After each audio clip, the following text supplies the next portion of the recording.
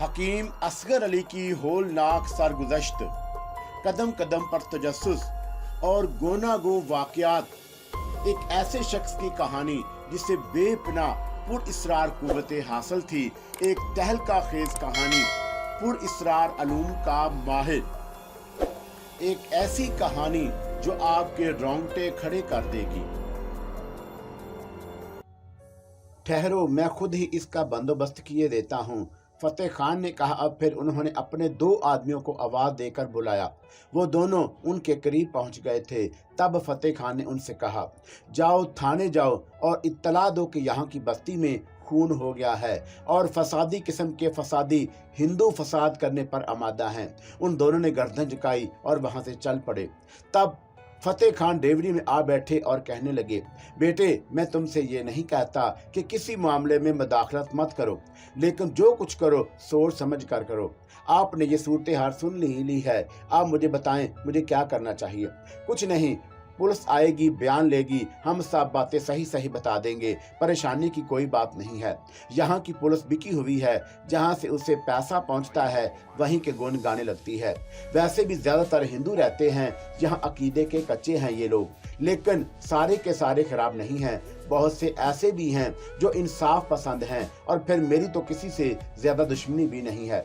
तुम देखो कि तन्हा होने के बावजूद बड़े सुकून से यहाँ गुजर बसर कर रहा हूँ। आपको मेरी वजह से परेशान होना पड़ा, मैंने शर्मिंदगी से कहा। हमें तुम्हारी वजह से कोई परेशानी नहीं, ये सब कुछ यहाँ होता ही रहता है। क्या मतलब? तमाम हिंदुस्तान की बात दूसरी है, लेकिन काली बेड़ी एक लिहाज से बहुत बुरी जगह है। किस लिहाज से? यहाँ की आबादी मुकम्मल हिंदू है। हाँ, मुझे मालूम है। और फिर ये बड़ी पुरइस्रार किस्म की जगह है। यहाँ हिंदू पुजारियों ने अजीब किस्म का तिलस्म फैला रखा है। कैसा तिलस्म? काल का मंदिर के बारे में सुना है तुमने? हाँ, सिर्फ नाम की हद तक। देखा है कभी? इत्तेफाक नहीं हुआ।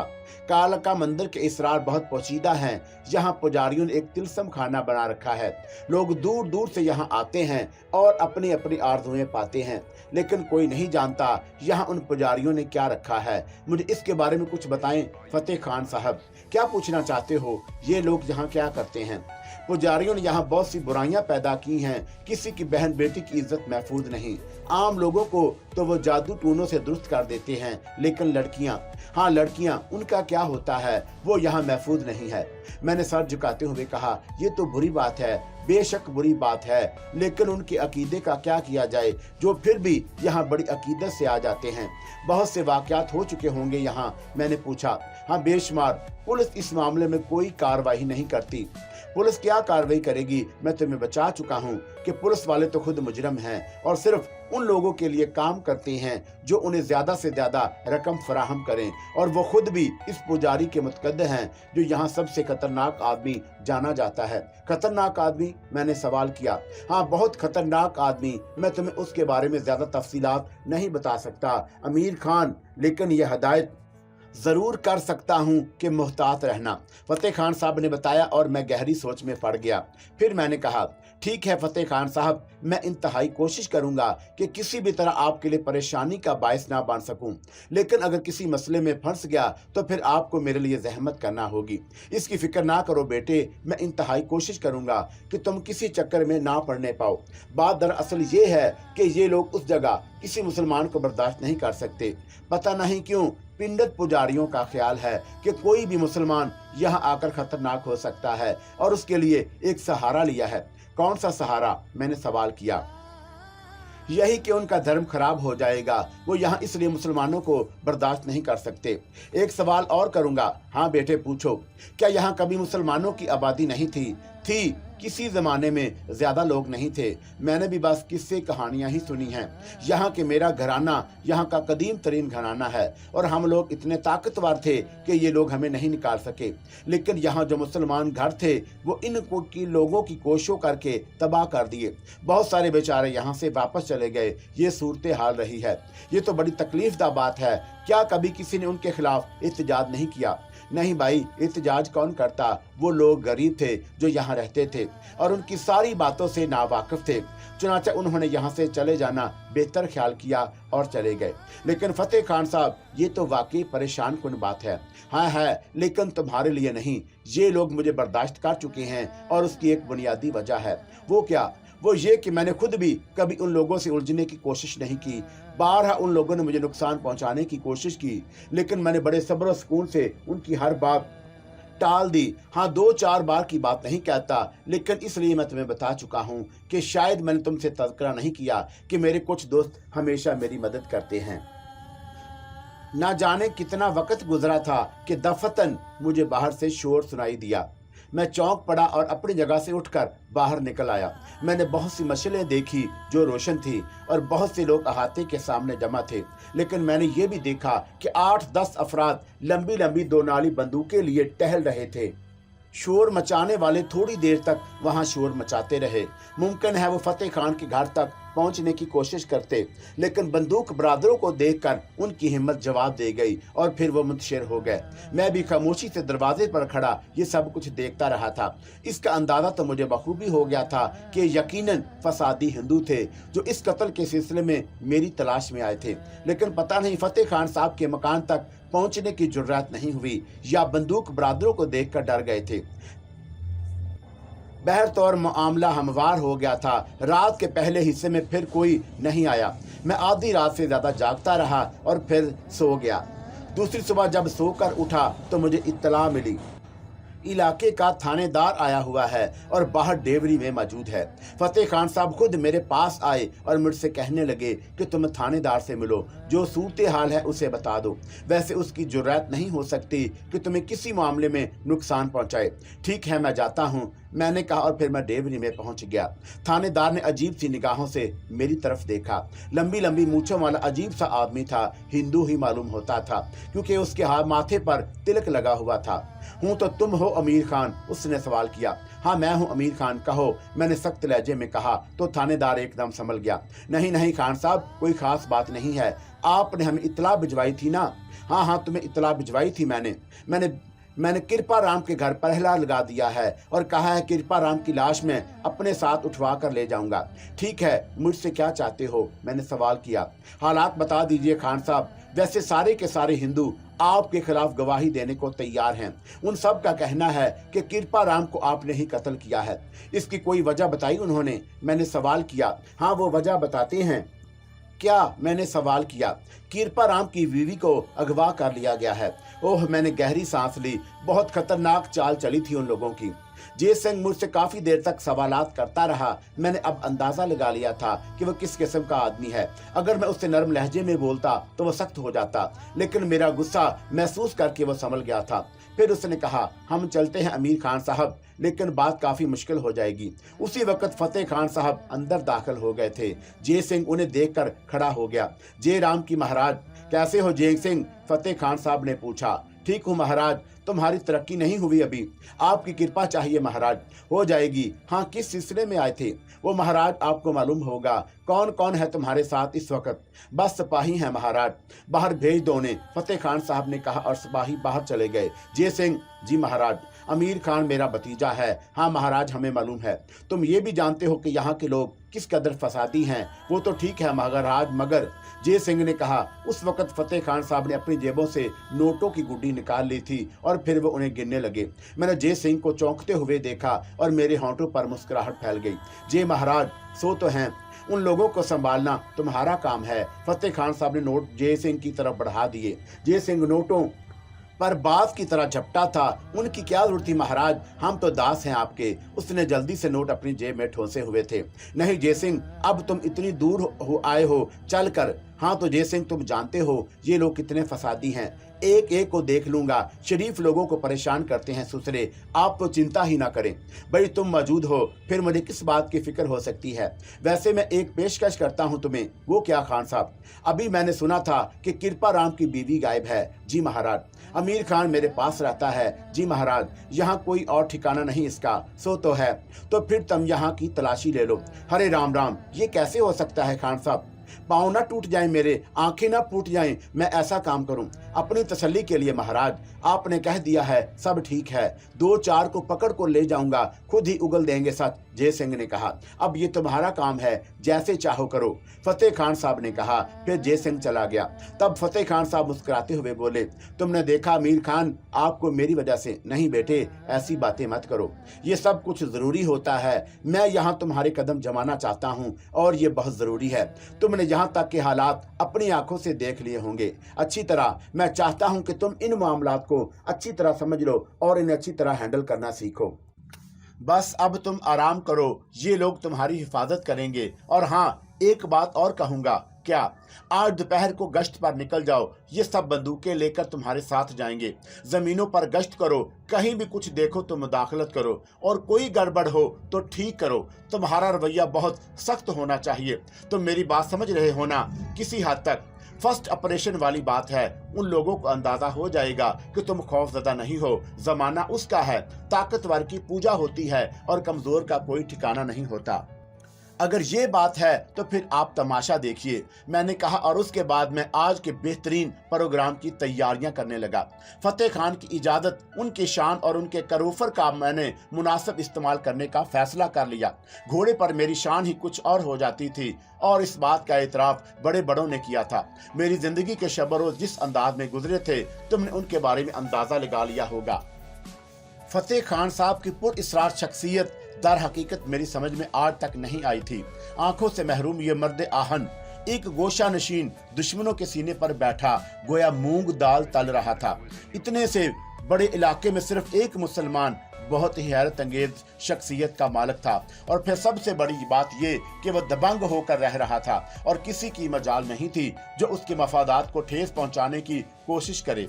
हम काली बेड़ी के नवाज से वाकिफ होते रहे। मैंने फतेह खान के तमाम बागों, खेतों और दूसरी जागीरों की देखभाल की, और वहां जो भी खराबी पाई उसे दुरुस्त करने के अहकामात जारी कर दिए। और जगह जगह मुझे कुछ नाजायज तजावजात नजर आए। ये किसानों की झोंपड़ियां थी जो फतेह खान साहब की जमीन के एक गोशे में बनी हुई थी।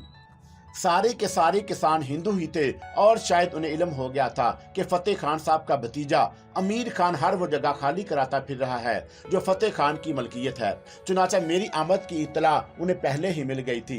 किसानों ने अपने छोटे छोटे बच्चों को, बीवियों को और अपने घर के सामान को निकाल कर बाहर रख लिया था और मेरा इंतजार कर रहे थे।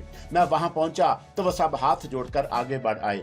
ये सब क्या है, मैंने अपने साथियों से पूछा, और एक बूढ़ा किसान आगे बढ़कर मेरे घोड़े की बाग पकड़ कर बोला, महाराज कुमार, हम सब आपके सेवक हैं। ये जमीन आपकी है, महाराज फतेह खान साहब की है, मगर गरीब लोग किसान यहाँ बहुत अरसे से रहते हैं। हम इस जमीन को अपनी मलकियत नहीं कहते, पर हम आपके खेतों खलिहानों में काम करते हैं, आपके नौकर हैं।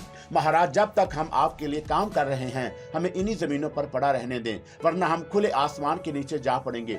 अगर आप ये चाहें तो इन मासूम बच्चों का सामान के इस ढेर को लात मार दें और हमें यहाँ से भगा दें, लेकिन हम इस पर दावा नहीं करेंगे, और जब भी हमें मौका मिला यहाँ से चले जाएंगे। मैंने घोड़े से उतरने के बाद बूढ़े किसान के शाने पर हाथ धरते हुए कहा, फतेह खान की तमाम जमीनें खाली कराना मेरा फर्ज है, लेकिन मैं भी इंसान हूँ, जानवर नहीं। तुमने ये क्यों सोचा कि मैं तुम्हारे बच्चों को ठोकरें मारकर जमीनें खाली कराऊंगा? महाराज कुमार महाराज नहीं है, महाराज कुमार नहीं हूं मैं इंसान हूं। बस तुम लोग आराम से अपना सामान उठाओ और अपने झोंपड़ों में रख दो। इन औरतों और बच्चों को अंदर पहुंचा दो, मैं तुमसे ये जमीन खाली नहीं कराऊंगा। किसानों में खुशी की लहर दौड़ गई। मेरे साथ आए हुए लोग भी खुश नजर आ रहे थे। गालबन उनकी भी यही ख्वाहिश थी कि इन गरीब किसानों को बेदखल ना किया जाए। बहरतौर मैं वहां से दुआएं लेता हुआ आगे बढ़ गया। इस किस्म के वाकयात तकरीबन रोज ही नूनमा होते थे। बहुत सी जगहों को खाली कराने के लिए तशद्दुद से काम लेना पड़ा और बहुत सी जगहों को दरगुजर करना पड़ा। ये जिंदगी भी काफी दिलचस्प थी। थानेदार जय सिंह उसके बाद नजर नहीं आया था। कोई ऐसा वाकया नहीं हुआ जो मेरे खिलाफ होता, लेकिन मैं जानता था कि अंदर ही अंदर खिचड़ी पक रही है और वो लोग जो मुतासर हैं मेरी आमद से खुश नहीं हैं, मगर मेरे खिलाफ कोई ना कोई ऐसी कार्रवाई करने में मसरूफ हैं। जो मुझे या फतेह खान साहब को नुकसान पहुंचा सके। काफी दिन गुजर चुके थे, मुझे यहाँ तमाम मामलात जूं के जूं तक नजर आ रहे थे। फतेह खान साहब की डेवड़ी मेरी रिहाइशगाह थी, मुझे हर तरह की सहूलतें हासिल थी, लेकिन आज तक मैं फतेह खान के अहले खाना को नहीं देख सका था, ना ही मेरे दिल में उन्हें देखने की ख्वाहिश थी। जो लोग पर्दा नशीं हैं उन्हें पर्दे में ही रहने दिया जाए तो कोई हर्ज नहीं। बस आवाजें सुन लिया करता था, लेकिन उन आवाजों की जानब भी कभी मैंने कोई तवज्जो नहीं दी थी। काफी दिन के बाद एक दिन मैंने एक नई सिमत में रुख किया। हमारे घोड़े बर्क रफ्तारी से कालका मंदिर की जानब जा रहे थे। आज मैं कालका मंदिर को बहुत करीब से देखना चाहता था। कालका मंदिर के बारे में बहुत सी तफसीलात मेरे इल्म में आ चुकी थी और मैं उसको देखने का ख्वाहिशमंद भी था, लेकिन बस अब तक मौका नहीं मिला था। जब हम काली बीड़ी के आखिरी सिरे पर शमशान घाट को अबूर करके कालका मंदिर के हदूद में दाखिल हुए तो दफतन हमें ठटकना पड़ा। पंडितों और पुजारियों का एक अजीम गिरोह एक लंबी लाइन बनाए हुए खड़ा था और उसके दरमियान दो लंबे चौड़े जोगी इस तरह हाथ बांधे खड़े थे जैसे वह हमारा रास्ता रोकना चाहते हों। मैंने एक साथ अपने साथी से पूछा, ये क्या है? ये कालका मंदिर की हदूद है जनाब, मेरे साथी ने जवाब दिया। मगर ये लोग क्यों खड़े हुए हैं? ये तो करीब जाकर ही मालूम हो सकेगा, मेरे साथी ने जवाब दिया और हम घोड़े दौड़ाते हुए उनके करीब पहुंच गए। पंडितों और पुजारियों ने जो एक लंबी सी दीवार बना ली थी वो मुतजलजल हुई, लेकिन वो लोग अपनी जगह से नहीं हटे। मैंने घोड़ा उनके करीब रोक दिया। वो खामोशी से गहरी गहरी निगाहों से मुझे देख रहे थे। मैंने दरमियान वाले साधु से पूछा, क्या बात है, तुम लोग यहाँ क्यों खड़े हुए हो? अमीर खान महाराज, हम आपसे कुछ कहना चाहते हैं, उन दोनों कवि हैकल जोगियों में से एक ने कहा। हाँ कहो, क्या बात है? धर्म हर शख्स के लिए काबिल एहतराम होता है। आप मुसलमान हैं और हम हिंदू। हम मानते हैं कि इस इलाके में मुसलमान आबाद नहीं है, लेकिन हिंदुस्तान के दूसरे शहरों में तो मुसलमान रहते हैं। छोटे मोटे वाकयात की बात दूसरी है, लेकिन हम पंडित, पुजारी और धर्म सेवक किसी के धर्म में पांव नहीं उड़ाते। ये तो हमारे पोथर स्थान है। हम आपसे दरख्वास्त करते हैं कि इन हदूद से आगे ना बढ़ें। हमारे मजहब की तौहीन होती है, हमारा धर्म नष्ट होता है। इस तरह फतेह खान की कोई जमीन नहीं है, ये सारी की सारी जमीन मंदिरों की जमीन है। सरकार ने इसे अलाट की हुई है। आप अपने साथियों से मालूम कर सकते हैं। अगर यहाँ फतेह खान साहब की कोई जमीन होती तो हम आपको ना रोकते, लेकिन अब आप ये हद पार ना कीजिए। मगर मैं कालका मंदिर देखने का शौक रखता हूँ। जरूर रखते होंगे, मगर किसी मुसलमान को इधर जाने की इजाजत नहीं है। ओह अच्छा, अगर ये बात है तो मैं तुम लोगों को मजबूर नहीं करूंगा। मैं बस मंदिर देखने के लिए आया था, लेकिन अगर तुम मुझे इसकी इजाजत नहीं देते, तुम्हारा धर्म मुझे कबूल नहीं करता, तो कोई बात नहीं है, मैं वापस जाता हूँ। मैंने नरमी से कहा। बिला वजह झगड़ा मूल लेने से कोई फायदा नहीं था, लेकिन दिल में मैंने ये तहैया जरूर कर लिया था कि ये पुजारियों की कालका मंदिर तो मुझे देखना ही चाहे, कुछ भी हो जाए। मेरी वापसी पर उन लोगों ने इत्मीनान का सांस लिया और थोड़ी देर के बाद वो सफ मुंतशिर हो गई। मैंने अपने आदमियों से कुछ नहीं कहा था, लेकिन काफी दूर आने के बाद मैंने उनमें से एक से पूछ लिया, क्या कालका मंदिर की हदूद में मुसलमानों को जाने की इजाजत नहीं है? सरकार, यहाँ मुसलमान आते ही कहाँ है? मुसलमान मंदिरों से कोई दिलचस्पी नहीं रखते और बाकी मुसलमानों के बारे में आपको पता ही है कि फतेह खान के अलावा यहाँ कोई मुसलमान नहीं है, या फिर हम लोग हैं जो फतेह खान के मुलाजिम हैं और कभी कभी उनके तलब करने पर आ जाते हैं। ठीक है, मैंने आहिस्ता से कहा और फिर मैं वापस अपने ठिकाने पर पहुंच गया। फतेह खान साहब बस कभी कभार ही मुझसे मुलाकात करते थे और ज्यादातर वो अंदर रहते थे, और उनके बारे में मैंने सुना था कि वो अपने अहले खानदान से भी ज्यादा रगबत नहीं रखते, बस इबादत में मशगूल रहते हैं। मेरे स्पुर्द तमाम मामलात करने के बाद वो मजीद गोशा नशीं हो गए थे। वैसे मुझे बड़ी हैरत थी कि इतना अरसा हो गया यहाँ आए हुए, लेकिन कोई पता नहीं चलता था। अपनी जात की शिनाख्त में मैं आज तक भी नाकाम था। मैं कौन हूँ, क्यों ये इज्जत फतेह खान साहब ने मुझे दी, इस बात का कोई जवाब मेरे पास मौजूद नहीं था। कालका मंदिर देखने की आरज़ू मेरे दिल में परवान चढ़ती रही और मैं इस सिलसिले में प्लानिंग करता रहा। अब मुझे यहाँ के बारे में तमाम तफसीलात हासिल हो चुकी थी। कोई ऐसी दिक्कत नहीं थी, हर चीज़ मेरे लिए भी मुहैया हो जाती थी। अगर यहाँ नहीं मिलती तो कहीं और से लाई जाती थी, कोई मुश्किल नहीं थी। चुनाचा मैं कालका मंदिर देखने की तैयारियां खुशमोशी से करने लगा और मैंने इस सिलसिले में फतेह खान साहब को भी कुछ बताने की कोशिश नहीं की थी। बस मेरे जहन में एक तजस्सुस था, एक सरकश थी, और फिर यूं भी मेरा माजी मुझे इसके लिए मजबूर करता था कि मैं उन लोगों के इसरार मालूम करूं। इस शाम आसमान बादलों से ढका हुआ था और मौसम में कुछ अजीब सी कैफियत तारी थी। मैंने सोचा कि आज का दिन मेरी इस कोशिश के लिए मौजूद तरीन है। चुनांचे जब चारों तरफ गहरा सन्नाटा छा गया तो मैं खामोशी से बाहर निकल आया। काली बेड़ी का पूरा इलाका इस वक्त घुप अंधेरे में छुपा हुआ था। तारीकी की इस दबी चादर ने हर शय को अपने स्या वजूद में ले रखा था। हर तरफ हौलनाक सन्नाटा तारी था। मैं लंबे लंबे ढग भरता हुआ रास्ते पर बढ़ता रहा जो काल का मंदिर की तरफ जाता था। ये फासला मुझे ही तय करना था, चुनांचे मेरी रफ्तार बहुत तेज थी। घोड़े पर सफर करना इस वक्त मुनासिब नहीं था। बहरतौर मैं भी धुन का पक्का था और जिस बात का तहैया कर लेता था उसके सिलसिले में सारी रुकावटें दूर करने के बाद अपना काम कर ही डालना चाहता था। चुनांचे इस वक्त भी यही कैफियत मुझ पर तारी थी। तवील अरसा तय करने के बाद मैं उस गंदे तालाब के पास पहुंच गया जो आबादी से मुनासिब फासले पर था और जहां पूरी आबादी गंदगी और गिलादत फेंकी जाती थी। तालाब के अतराफ में घनी घनी झाड़ियां और तनावर दरख्त फैले हुए थे। आबादी के लोग रात के वक्त इस तरफ का रुख भी नहीं करते थे। मैंने अपने आदमियों से सुन रखा था कि यह तालाब भी प्रतियों और गंदी रूहों का मस्कन कहलाता है, इसलिए सरे शाम ही काली बेड़ी के लोग इधर का रास्ता छोड़ देते हैं। लेकिन बहरतौर मैं और भूतों और प्रेतों से इतना खौफ नहीं था और मेरे सीने में डर और दहशत का कोई वजूद नहीं था। चुनांचा लंबा रास्ता छोड़कर मैंने के काल का मंदिर तक पहुंचने के लिए तालाब वाले रास्ते को तरजीह दी। ये रास्ता वैसे भी नजदीक का था। मैं तालाब के साथ साथ बनी हुई पिगडंडी को तय करने लगा। ज्यादा दूर नहीं गया था कि मुझे ठठक कर रुक जाना पड़ा। तालाब की सीमा से कुछ अजीब सी आवाज मुझे साफ तौर पर सुनाई दी थी। उस संसान और गैरबाद हिस्से में जिसके बारे में तरह तरह की रवायतें मशहूर थीं, ये आवाजें क्या मायने रखती हैं। मैं गौर से उन आवाजों को सुनने लगा। किसी औरत की सिसकियों की आवाजें थीं। मैं कुछ कदम आगे बढ़ा तो दफतन वो आवाज बंद हो गई। फिर मेरे कानों ने एक कहके की आवाज सुनी। एक खौफनाक कहका मुझे सुनाई दिया और इससे पहले कि मैं कुछ समझ सकता, दफतन मेरे बाएं जानब घनी झाड़ियों से आवाज उभरी, कहाँ जा रहे हो, इधर आओ। उस आवाज के साथ ही मुझे घुंघरुओं की आवाज भी सुनाई दी। मैं तेजी से झाड़ियों की तरफ लपका मगर दूसरे ही लम्हे ठठक कर रुक गया। तारीकी के बावजूद मैंने उस साये को देख लिया था जो झाड़ियों की आड़ में खड़ा हुआ मुझे अपनी तरफ बुला रहा था। मैं हैरत भरी निगाहों से उसे देखने लगा। फिर जैसे ही मैंने उसे गौर से देखा, एक लम्हे के लिए मेरे वजूद में भी सनसनाहट दौड़ गई। वो कोई औरत थी और तारीकी की वजह से उसकी शक्ल साफ नजर आ रही थी। मैंने फुर्ती से टार्च रोशन की और उस पर रोशनी डाली। मेरी निगाहों ने एक हसीन शक्ल देखी थी, लेकिन हैरतनाक बात यह थी कि उसके दोनों आंखें सीधी थी और इस कैफियत पर उसके सुर्खोफेद चेहरे को एक अजीब खौफनाक चेहरा बना दिया था। इसके लिए तो मेरे दिल में दहशत समाई। ऐसा खौफनाक चेहरा मैंने इससे पहले कभी नहीं देखा था। लेकिन दूसरे ही लम्हे मैंने अपने दिल में एक आयत पढ़ना शुरू कर दी। जैसे ही मैंने अपने सीने में इस आयत का विर्द किया, दफतन वह औरत मेरे सामने से गायब हो गई। मैं टारच की रोशनी इधर उधर डालकर उसे तलाश करने लगा। इस बात में कोई शको शुबा नहीं था कि वो इंसान नहीं थी। इसका मतलब है कि काली बेड़ी के अतराफ और इस तालाब के बारे में जो रवायतें मशहूर हैं उनमें हकीकत है।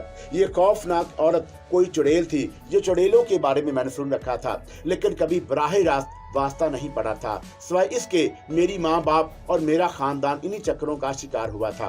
चंद लम्हात मैं खड़ा सोचता रहा और फिर मैंने अपने रास्ते की जानब चल पड़ा।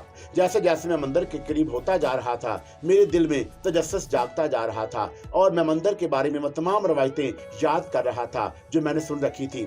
लेकिन मेरे सीने में इन तमाम चीजों को देखने की आरज़ू भी थी। रात की तारीकी में मुझे वो खौफनाक इमारत नजर आ गई जो किसी द्योकामत आसीब की तरह तारीकी में खड़ी हुई थी। मैं काल का मंदिर के थोड़े फासले पर घनी झाड़ियों के दरमियान रुक गया। मेरी निगाहें चारों तरफ भटक रही थीं। मैं देखना चाहता था कि रात की इस तारीकी में काल का मंदिर के अतराफ में कौन कौन मौजूद है। उसके मंदिर के बारे में जो मालूमात हासिल हुई थी वो तो यही थी कि इसे किसी साधु चरण ने बनाया था और वह मरने के बाद जलाया नहीं गया था, बल्कि उसे मंदिर के नीचे उसी तरह रख दिया गया था और वह वहां मौजूद था। उसकी शक्ति के बारे में बहुत सी दास्तानें मंजर आम पर आ चुकी थीं। अब ये तो अल्लाह ही बेहतर जानता था कि इन दास्तानों में क्या हकीकत थी। हिंदुओं के अकीदे के मुताबिक साधु कालीचरण जिंदा था और जब भी जरूरत महसूस होती अपनी कुव्वतें दिखाने के लिए जिंदा हो जाता था। मैं इन तमाम चीजों को अपने तौर पर सोचता तो मेरी जहनी कैफियत अजीब सी हो जाती। भला किसी इंसान में इतनी कुव्वत कहाँ है कि वो अपने आप को सदियों तक जिंदा रख सके। कोई और ही जाल, कोई और ही फरेब यहाँ फैला हुआ था। अलबत्ता जादू टोने का जहाँ तक ताल्लुक है, उस पर मुझे इस हद तक एतबार जरूर था कि उनका तो वजूद होता है। अगर मैं खुद इन हालात से ना गुजरा होता तो शायद इस सिलसिले में इतने ठोस यकीन ना रखता, लेकिन मेरा अपना पूरा खानदान इन्हीं चक्रों में तबाह हो चुका था, इसलिए मुझे इसकी हैसियत तो तस्लीम करना ही पड़ती थी। मेरे बाकी रहा अपने इंतकाम का सवाल, तो अर्जन सिंह से इंतकाम लेना तो मेरी ज़िंदगी का अवलीन मकसद था, और मैं इससे अंदाज में इंतकाम लेना चाहता था जिस तरह उसने मेरे ख़ानदान को कत्ल किया था। कुछ ऐसे हालात में फंसता था मैं कि अपनी ज़िंदगी के बारे में कुछ फैसला करना मेरे बस की बात नहीं थी।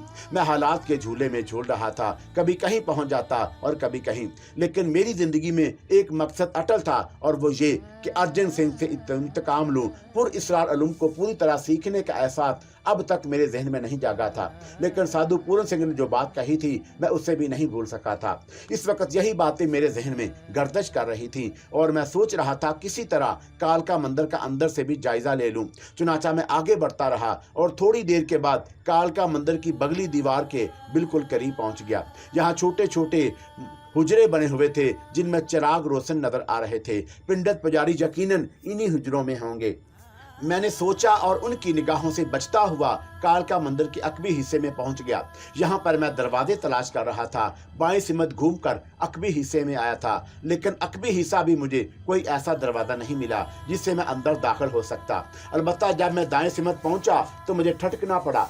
जहाँ एक मसनूई तालाब बना हुआ था, वसीओ अरी तालाब था जिसमें पानी भरा हुआ था। पता नहीं उसकी गहराई कितनी थी और उससे गुजरने के लिए क्या कुछ कर सकता था, लेकिन दिलचस्प बात यह थी कि बगली सिमत में मुझे 3 दरवाजे नजर आ रहे थे। एक बड़ा दरवाजा था और उसके बराबर बराबर दरवाजे और थे, और उन दरवाजों की सीढ़ियां शुरू होती थीं जो नीचे तालाब तक जाती थीं। रात की होलनाक स्याही में इस तालाब की गहराई के बारे में मुझे कोई अंदाजा नहीं था, और इसमें दाखिल होकर इसे अबूर करके सीढ़ियों तक पहुंचना इस वक्त कतई मुनासिब नहीं था। डर और दहशत की बात नहीं थी, लेकिन अगर दिन की रोशनी में यह तालाब देख लेता तो यकीनी तौर पर इस वक्त इसे बाआसानी अबूर कर सकता था। काफी देर तक तालाब के किनारे खड़ा मैं गौर खोज करता रहा, और फिर मैंने यही फैसला किया, अहमकाना बहादुरी से कोई फायदा नहीं। जिस तरह भी बन पड़े दिन की रोशनी में मैं इस तालाब को देखूं और उसके बाद किसी भी रात इसे अबूर करने की कोशिश करूं। यह फैसला अपने दिल में करके मैं वहां से वापस चल पड़ा।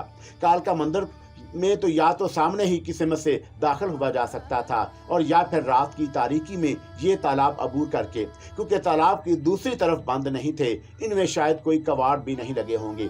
यात्रियों को और पिंडे पुजारियों को यहीं आशनान के लिए आना पड़ता होगा, और ये दरवाजे उसी लिए खुले रखे गए होंगे। यहाँ तक का तवील सफर तय करने के बाद कालका मंदिर को देखे बगैर वापस जाने का तस्वर बड़ा अजीब सा था, लेकिन मैं होशमंदी का दामन हाथ से छोड़ना नहीं चाहता था। अलबत्ता इस बार मैंने वो लंबा रास्ता इख्तियार किया था जो तालाब की तरफ नहीं जाता था। आहिस्ता आहिस्ता मैं कालका मंदिर से दूर होता गया, यहाँ तक कि रास्ते को मैं बखूबी देख चुका था। फिर मैं उस जगह पहुँच गया जहाँ साधुओं ने मुझे रोकने की कोशिश की थी। उस वक्त वहाँ कोई नहीं था। मैं दिल ही दिल में मंसूबे बनाता जा रहा था, और ये रास्ता तय करते हुए मैंने अपने जहन में एक प्रोग्राम तरतीब दे लिया। मैंने फैसला किया था कि मैं यात्री की हैसियत से यहाँ आऊँगा, और उस वक्त ये मंदिर सामने की सिमत से देखूंगा। जब इसके बारे में मुझे सही तौर से अंदाजा हो जाएगा तो फिर रात की तारीकी में तालाब अबूर करके मंदिर में दाखिल हो जाऊंगा। इसके अलावा और कोई चाराकार नहीं था। मैं अपने ही धुन में मस्त चला जा रहा था कि दफतन एक दरख्त के नीचे मैंने किसी इंसानी वजूद को महसूस किया। दरख्त मेरे बाएं हाथ पर चंद कदम के फासले पर था, और कोई शख्स यहाँ बैठा हुआ था, और उसके हलक से मदम मदम कराहें निकल रही थीं। मुमकिन है कोई हिंदू जोगी पूजा पाठ कर रहा हो। मैंने सोचा और वहां से कदम आगे बढ़ा दिए, लेकिन फिर पता नहीं कौन सी कुव्वत ने मेरे कदम रोक लिए, और मेरे दिल में यह ख्वाहिश पैदा हुई कि मैं आगे बढ़कर कम से कम इस शख्स को गौर से देखूं तो सही, ये करा क्यों रहा है। इस ख्याल के तहत मैं आगे बढ़कर उसके करीब पहुंच गया। दरमियाने कदो कामत का एक शख्स घुटनों में मुंह दिए कांप रहा था और उसके हलक से हल्की हल्की कराहें खारिज हो रही थीं। लिबास हिंदवाना ही था। मैंने उसका जायजा लेने के बाद सोचा कि मुझे क्या पड़ी है कि बिला वजह इसकी तैमारदारी करूं। कौन सा मेरे मजहब से है, लेकिन फिर इंसानी हमदर्दी ने जोश मारा और सोचा कि देखूं तो सही तकलीफ क्या है उसे। चुनाचा मैंने टार्च रोशन की और उसके करीब बैठ गया। टार्च की रोशनी को महसूस करके उसने आंखें खोली और रुख बदल कर मेरी तरफ देखा, लेकिन दूसरे ही लम्हे मैं बुरी तरह चौंक पड़ा। ये शख्स अजनबी नहीं था, मैं उसे जानता था। ये मेरा दोस्त प्रकाश था। हाँ, ये मेरा दोस्त प्रकाश ही था। भला मैं प्रकाश को ना पहचानता? मुझे अपने वो तमाम दोस्त अच्छी तरह याद थे जिन्होंने बुरे वक्त में मेरी मदद की थी, और अगर आप कह सकते हैं तो उसे खानदानी रिश्ता कह लीजिए।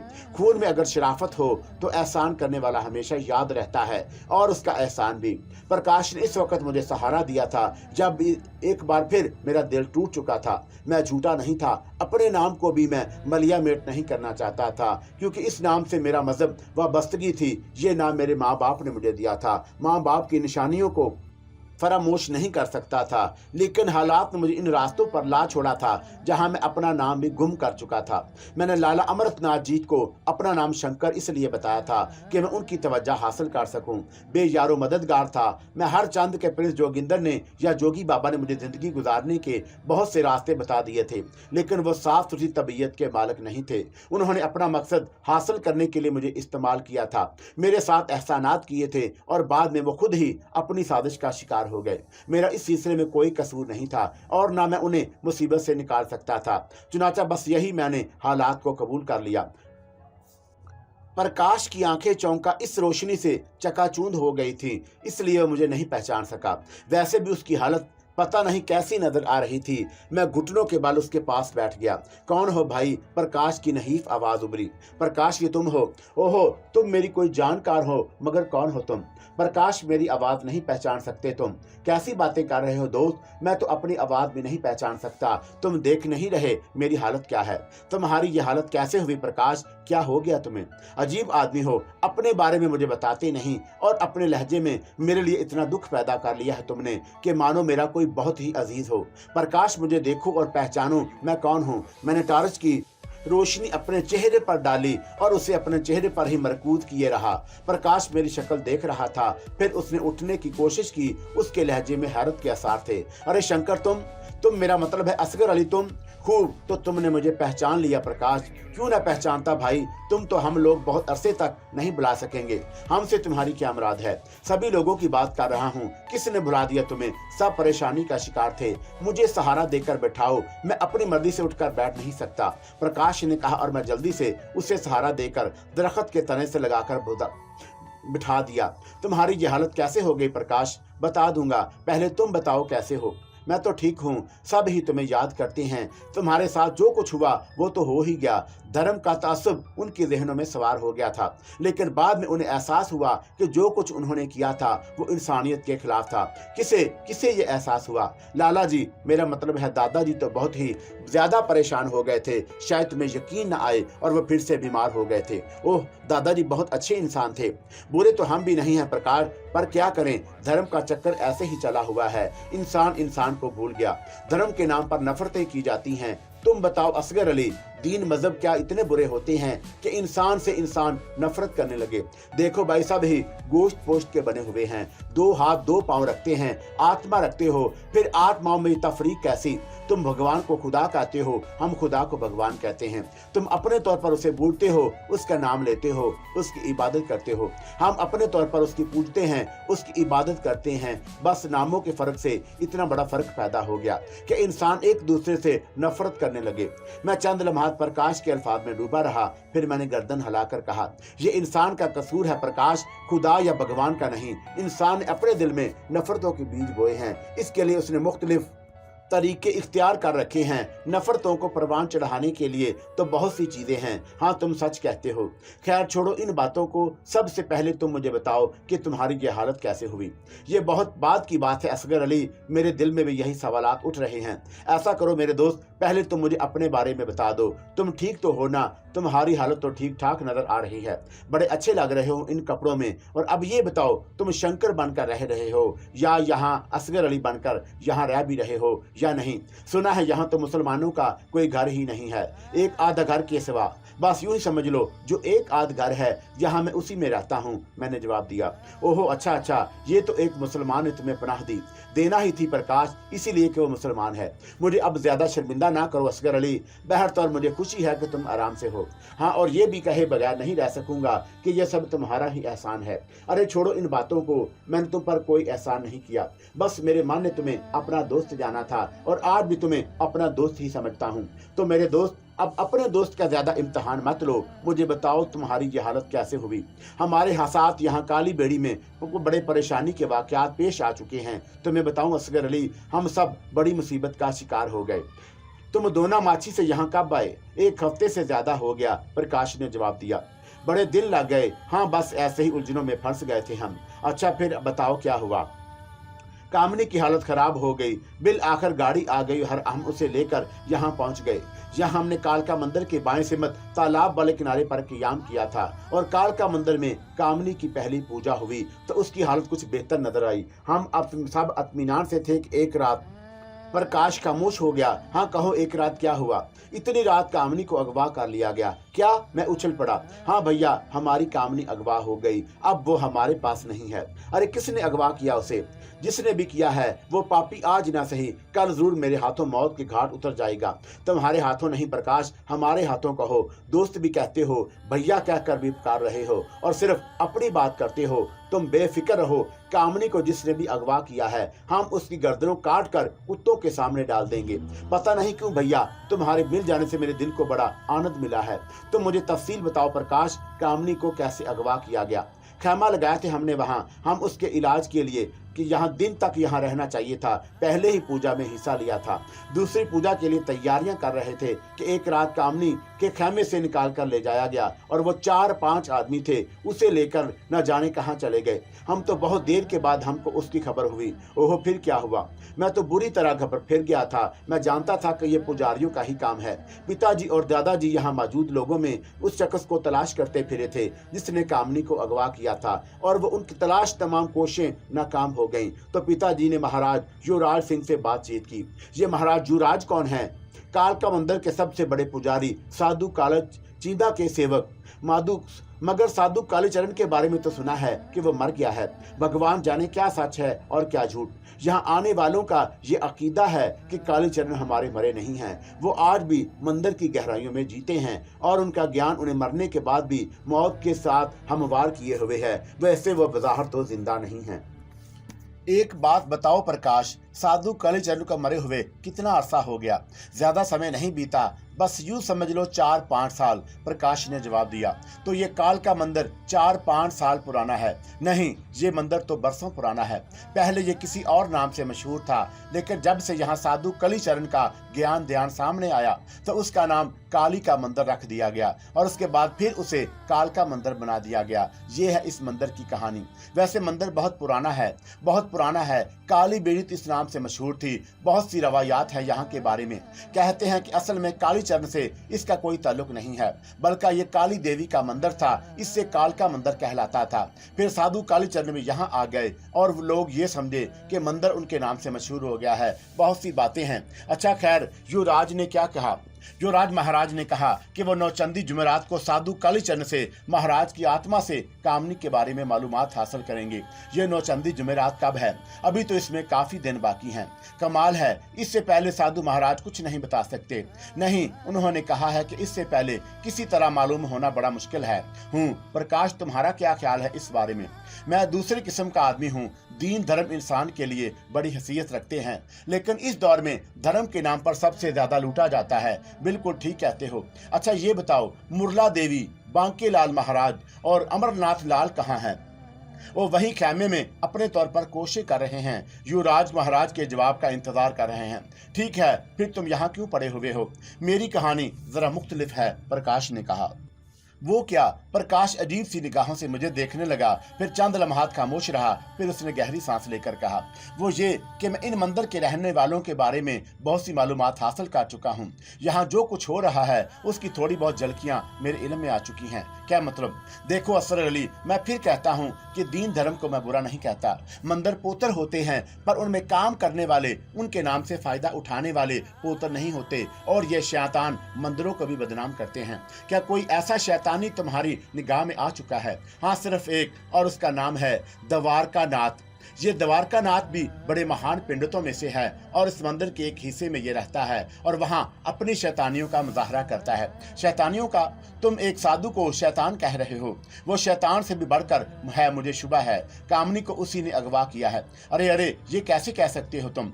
मैंने उसके बारे में बहुत से लोगों से सुना है। लोग उसके बारे में कुछ कहते हुए डरते हैं, लेकिन एक आदमी मुझे ऐसा मिल गया था जो नीम दीवाना सा था। उसने बताया कि उसके साथ भी एक ऐसा ही वाकया पेश आ चुका है। उसकी धर्मपत्नी का 2 साल तक कोई पता नहीं चल सका और फिर एक दिन उसने अपनी धर्मपत्नी को उस द्वारका नाथ जी के पास देखा। वो जादू के अदारे असर थी। उसका कहना था कि उसकी धर्मपत्नी बहुत अच्छी औरत थी। वो कभी उसे छोड़कर किसी दूसरे को देखना पसंद नहीं करती थी, लेकिन द्वारका नाथ ने उसे अपने शहर के ज़ैर असर किया हुआ था। जब वो उसके पास पहुंचा तो उसकी धर्मपत्नी ने साफ इनकार कर दिया कि वो उसके साथ नहीं जाएगी, बल्कि द्वारका नाथ जी के साथ ही रहेगी। ये द्वारका नाथ जी बहुत बड़े जादूगर हैं। पता नहीं क्या कुछ उसके कब्जे में है। मैं उससे मिला भी था। अच्छा, फिर मुझे उसकी शख्सियत मशकूक नजर आई। उस वक्त जब मैं उसके पास गया था वो अपनी रंगरलियों में मसरूफ था। 2 खूबसूरत हिंदू लड़कियां उसके पांव दबा रही थीं और वो उनके दरमियान राजा अंदर बना बैठा था। मैं चौंका। अचानक ही उसके सामने पहुंच गया था, उसलिए वो भौंचका रह गया और उसने मुझे हुक्म दिया कि मैं अपनी जुबान कभी किसी के सामने ना खोलूं, मगर मैं तो पागल हो गया था।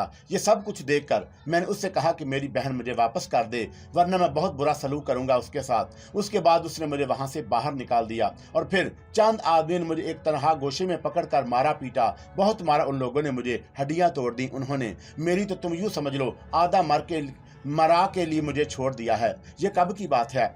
3 दिन हो गए। अब तो मेरी हालत काफी संभल गई है। इस सिलसिले में बांके लाल या लाला अमृतनाथ ने उनसे कुछ नहीं कहा। युवराज महाराज ने उनसे कहा कि मैंने एक साधु का भी अपमान किया है, इसलिए मुझे उसकी सजा आसमानों से मिली है। उन्होंने कहा कि वो 1 महीने तक मुझसे बातचीत ना करें, वरना वो खुद भी कष्ट में मुब्तला हो जाएंगे। तो इसका मतलब ये हुआ कि युवराज महाराज भी उस चक्कर में बराबर के शरीक हैं।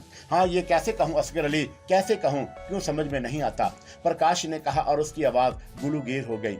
मैंने उसके शाने पर हाथ रखते हुए कहा, प्रकाश, तुमने मेरे ऊपर एहसान किया था, उसके बदले में नहीं, बल्कि इसलिए कि कामनी को मैंने भी अपनी बहन की आंखों से देखा था, बहन ही की तरह समझा था। मैं उसकी तलाश में मेरा फर्ज है कि मैं तुम्हारी बात से मुत्तफिक हूँ।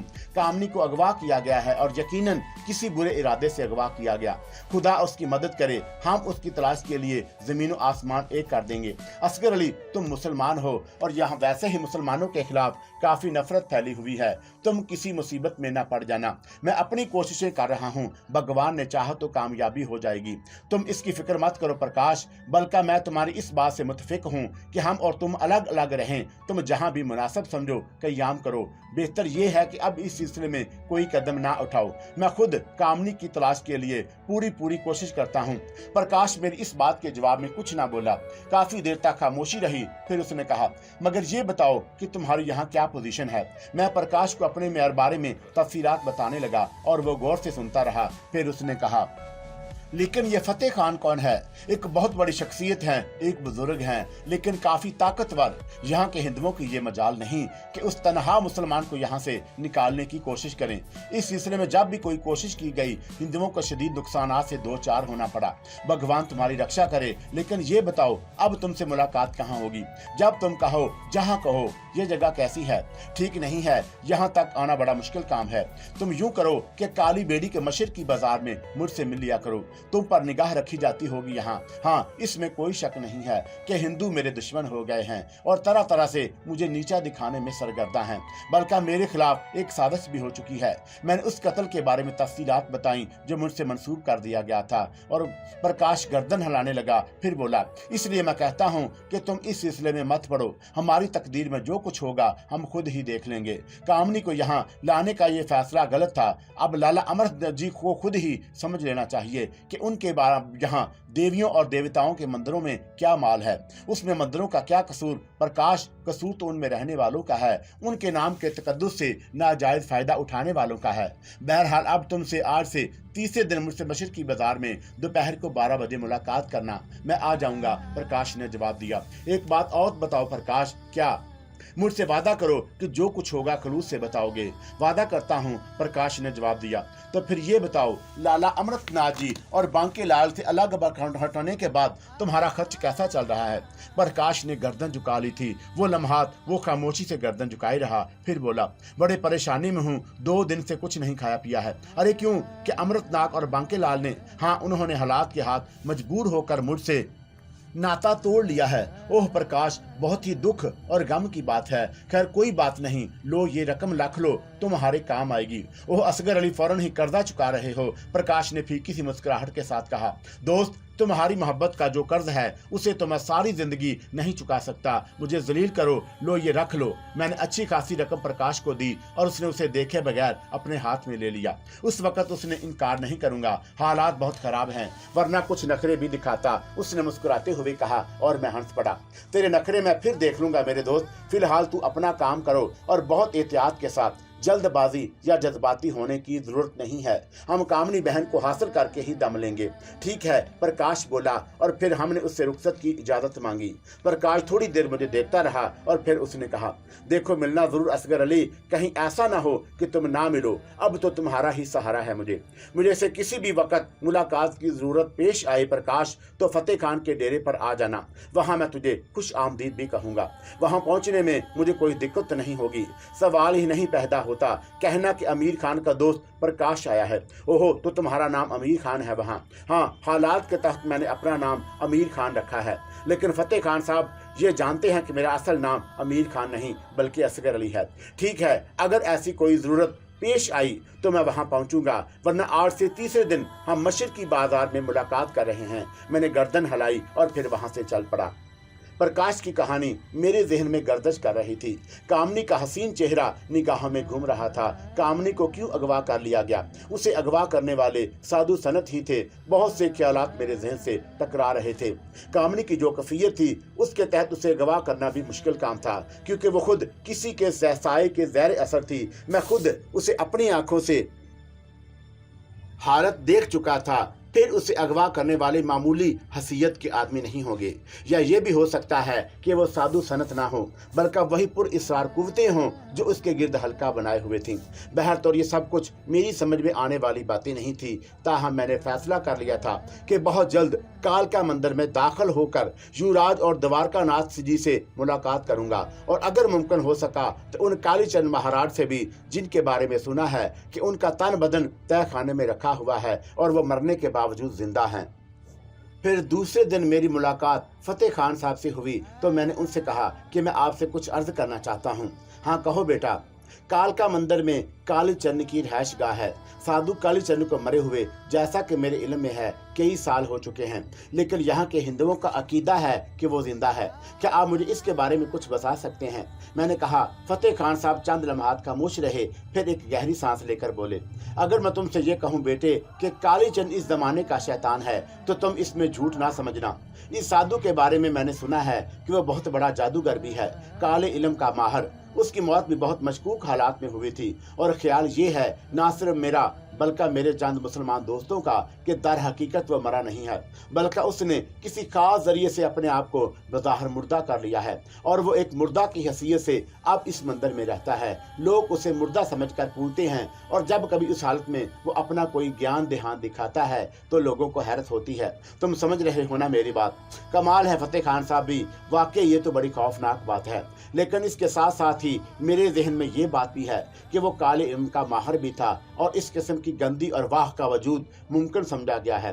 हो सकता है वो जिंदा ना हो, लेकिन उसकी रूह भटकती फिर रही हो और वो अपने शैतानी अमल में मसरूफ हो। मेरी मुराद ये कहने से है असगर कि कहीं तुम उसे जिंदा समझकर उसके खिलाफ सफ़े आरा ना हो जाओ, और ये एहसास ना रखो कि तुम्हारा वास्ता किसी बुरी रूह से है। इस बात का हमेशा ख्याल रखना। जी बेहतर, मैं इस तमाम कैफियत का ख्याल रखूंगा। वैसे तुम इन मामलात के बारे में इतनी खोज क्यों कर रहे हो? फतेह खान साहब ने पूछा। बस मैं ये इसरार मालूम करना चाहता हूँ। युवराज नामी शख्स से सुना है कि उसका नायब है और भी बहुत से लोग हैं जो यहाँ अपनी शैतानी कुव्वतों से हरकतें कर रहे हैं। मेरी ख्वाहिश है फतेह खान साहब कि मैं उन्हें ये हरकतें करने से रोकूं।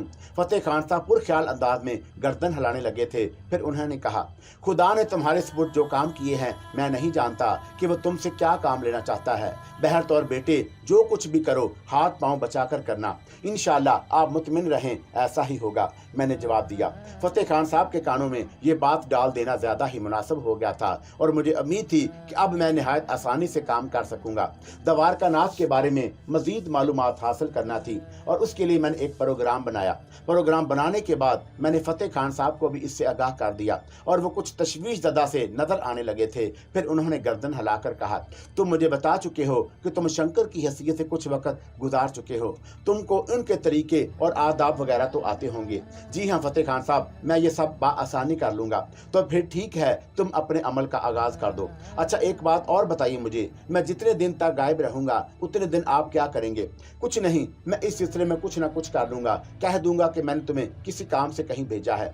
ठीक है, तो फिर मैं आज रात को यहाँ से निकल जाऊँगा। लिबास वगैरह का बंदोबस्त कर लिया है तुमने? जी हाँ, वो कोई मुश्किल काम नहीं होगा, मैंने जवाब दिया। और उसके दिन शाम तक मैं अपने लिए ज़रूरी चीज़ों की तैयारी के लिए मसरूफ़ रहा। अब मुझे एक हिंदू पिंडे का रूप धारना था। ज़रूरी नहीं था कि पिंडा ही बनता। बेशुमार यात्री कालका मंदिर आते थे और उन पर कोई पाबंदी नहीं थी। मैं सब यात्रियों की क़यामगाह भी देख चुका था और ये लोग अमूमन कालका मंदिर के उस तालाब के दूसरी तरफ रहा करते थे और वहाँ अच्छे खासे खैमे लगे हुए थे और उन्हीं खैमों में लाला अमृतनाथ और बांके लाल वगैरह भी क़याम पजीर थे। एक यात्री की हैसियत से वहाँ पहुँचना मेरे लिए कोई मुश्किल काम नहीं था। चुनाचा उसी रात मैंने यात्रियों का लिबास पहना और मालाएं वगैरह गले में डालकर चल पड़ा। फतेह खान साहब की रिहाइश गाह से निकलते हुए मैंने बड़ी एहतियात रखी थी कि कोई मुझे इस पोजीशन में देख ना ले। बाकी मेरी शक्ल सूरत का मामला था तो मुझे उसकी परवाह नहीं थी। अलबत्ता पिस्तौल मैंने अपने लिबास में छुपा लिया था और उसे छुपाने के लिए मैंने खास एहतियात रखी थी ताकि बवक्ते ज़रूरत अगर मैं किसी मुश्किल में गिरफ्तार हो जाऊं तो मुझे दिक्कत ना हो। एक लंबा फासला तय करने के बाद मैं यात्रियों के खैमे के करीब पहुंच गया। खैमों का एक शहर आबाद था। तरह तरह के भजन गाए जा रहे थे। जगह जगह मंडलियां लगी हुई थीं। कुछ लोग नाच गा रहे थे। उनमें औरतें भी थीं, मर्द बूढ़े बच्चे सब ही थे। मैं खुद भी एक जगह एक दरख्त के नीचे जा बैठा। बेशुमार यात्री ऐसे ही थे जिन्होंने खैमे नहीं लगाए थे और तनहा होने की वजह से बस इधर उधर क़याम के लिए जगह मुंतखब कर ली थी। मुझसे कुछ फासले पर चंद पिंडे, पुजारी और यात्री बैठे हुए थे। सब के सब अपने कामों में मशगूल थे। चर्च के धुएं की बू फिजा में रची हुई थी जो ऐसी जगह आम होती है। चंद लोग ठंडा टी पी रहे थे। ये ठंडाई भंग की बनी हुई होती है और ये नशा सबसे बुरा नशा होता है। बहरहाल मैं तमाम तमाशे देखता रहा।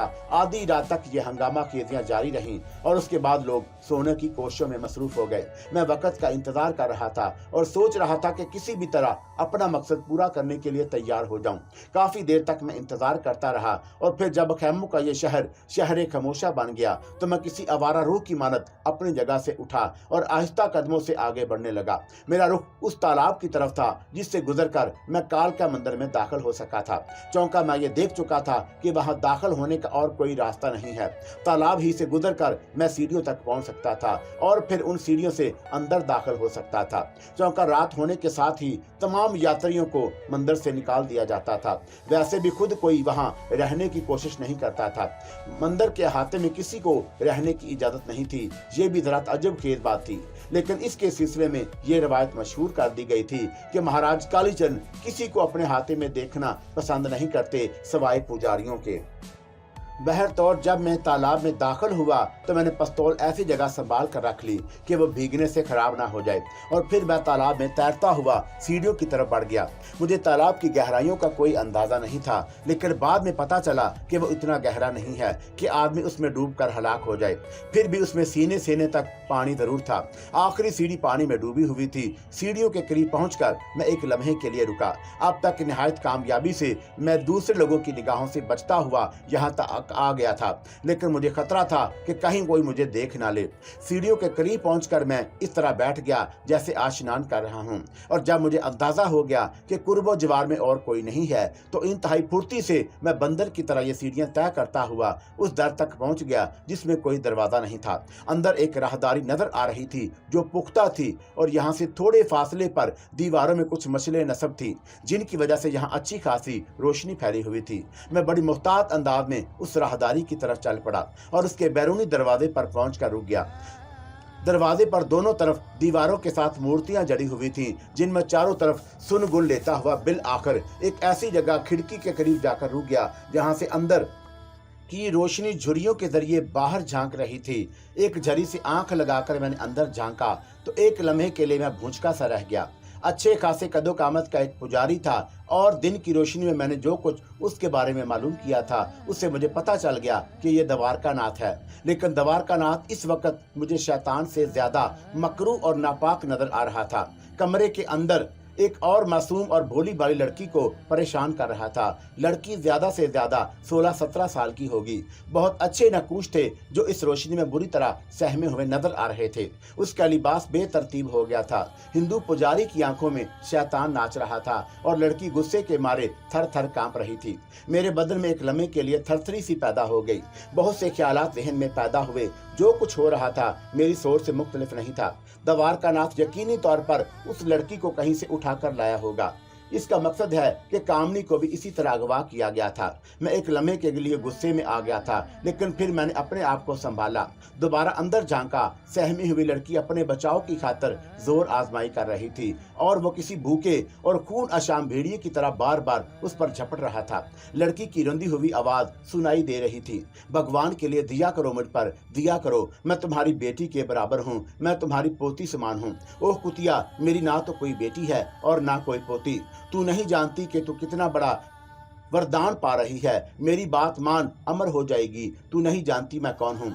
देखो, अगली बरसात में मेरे लगन होने वाली है। मैं ये जाना चाहती हूँ, भगवान के लिए मुझे जाने दो। लगन होने वाला है तेरा लगन तो हम भी किए देते हैं बालका। जो कुछ हम कह रहे हैं वो मान ले, इसी में तेरी निजात है। मैं तुम्हें देवताओं का वास्ता देती हूँ महाराज, मुझे बर्बाद ना करो। क्यों बक रही है नादान? देवता यहाँ रात के समय नहीं आते। तुझे तो खुश होना चाहिए नादान कि हमने तुझे कबूल किया है। द्वारका नाथ लड़की की तरफ बढ़ते हुए कहा। मैं इधर उधर देख रहा था और खिड़की से अंदर दाखिल होना चाहता था, क्योंकि इसमें सलाखें वगैरह नहीं लगी हुई थी। मैंने उसके कवाड़ पूरी तरह खोले और दूसरे लम्हे में फुर्ती से अंदर दाखिल हो गया। मेरे कूदने की आवाज सुनते ही द्वारका नाथ मेरी तरफ घूमा। उसकी आंखें अंगारों की तरह सुर्ख हो रही थीं। वो ताज्जुब से मुझे देखने लगा और फिर उसकी आंखों में शदीद गुस्से के आसार नजर आने लगे। कौन है तू मूर्ख? यहाँ क्या लेने आया है? मैं देवता हूँ, वही देवता जिसे ये लड़की पुकार रही थी। तू पुजारी कुत्ते, तूने किसी मजबूर लड़की को अपने नापाक इरादों का शिकार बनाना चाहता है। अरे अरे धर्मात्मा जी, देवता तो हम बनाते हैं। जब हमने तुम्हें देवता बनाया ही नहीं तो तुम कहां से देवता बन गए? हाँ, मैं जानता हूं तुम जैसे लोग ही मजहबों को बदनाम करते हैं।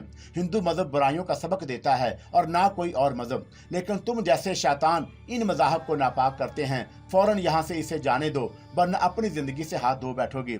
ओहो, तो मरने के लिए ही आया है। यहाँ अभी क्यों मरता है? अभी तुम इस संसार में क्या देखा होगा? अगर जीवन चाहता है तो चला जा यहाँ से। मंदिर के पुजारियों और पड़ोसों को अगर यहाँ तेरी मौजूदगी का पता चल गया तो थोड़ी ही देर के बाद तेरी टिका बोटी करके रख देंगे।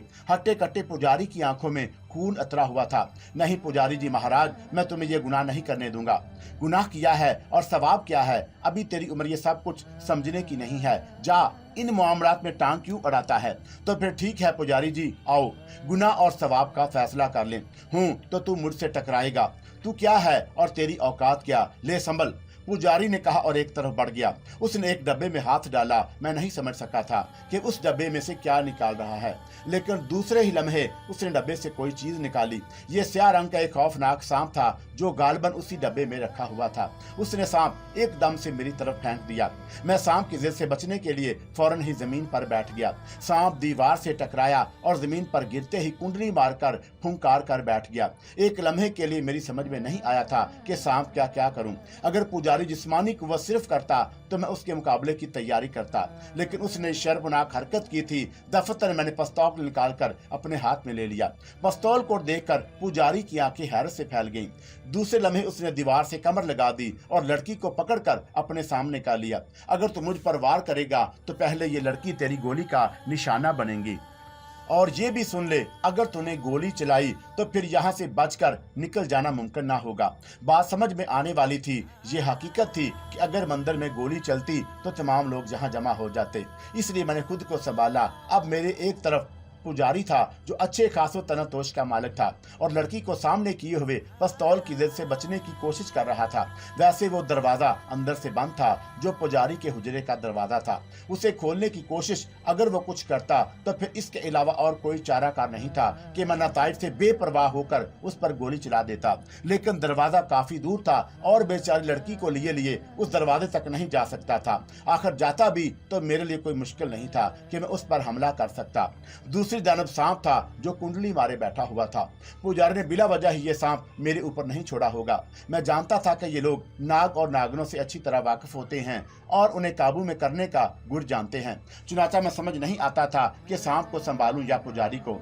दूसरे लम्हे मेरी निगाह एक तरफ पड़ी हुई एक कंबल पर रखा हुआ था। मेरी नजर उस लम्हे के लिए कंबल पर गई और फिर मैंने गैर महसूस अंदाज में पिस्तौल सीधा किए किए कंबल की तरफ बढ़ने लगा कि पुजारी को एहसास ना हो कि मैं क्या करने जा रहा हूँ।